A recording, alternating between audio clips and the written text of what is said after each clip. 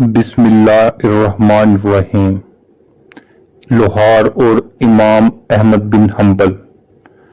امام احمد بن حنبل کے پڑوس میں ایک لوہار رہتا تھا۔ جب وہ فوت ہوا تو ایک محدث نے ان کو خواب میں دیکھا، پوچھا کہ فرمائیں کیا معاملہ پیش آیا؟ لوہار نے کہا کہ مجھے امام احمد کے برابر درجہ ملا ہے اور اللہ مجھ سے راضی ہے۔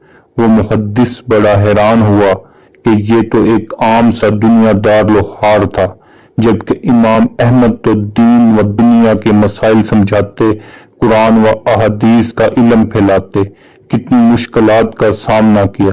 اس محدث نے دوسرے علماء کو یہ بات بتائی تو سب نے مشورہ کیا کہ ہم لوہار کے اہل خانہ سے پتہ کرنا چاہیے۔ وہ ان کے گھر چلے گئے۔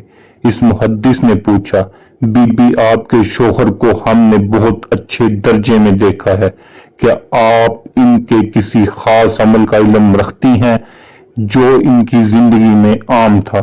لوہار کی بیوی نے کہا، میرا شوہر کوئی خاص عمل نہیں کرتا تھا، وہ ایک دنیا دار انسان تھا، سارا دن وہ لوہے کا کام کرتا تھا۔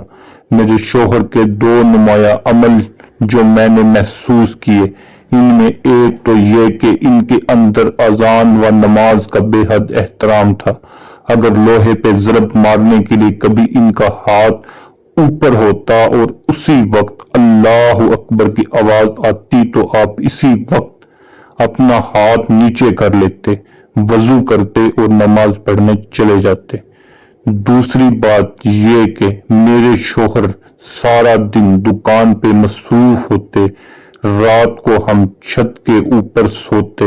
ہمارے پڑوس میں امام احمد بن حنبل رہتے تھے جو ساری رات قرآن کی تلاوت کرتے۔ میرے شوہر حسرت سے ان کی طرف دیکھتے اور ٹھنڈی آہیں بھرتے اور اللہ سے دعا کرتے کہ یا اللہ میں بے حد غریب انسان ہوں، آپ سے میرا کچھ چھپا نہیں، اگر میری کمر ہلکی ہوتی تو میں بھی اسی طرح امام صاحب جیسے ساری رات قرآن پڑھا کرتا۔ کبھی کبھی میرے شوہر یہ دعا کرتے ہوئے رونے لگ جاتے۔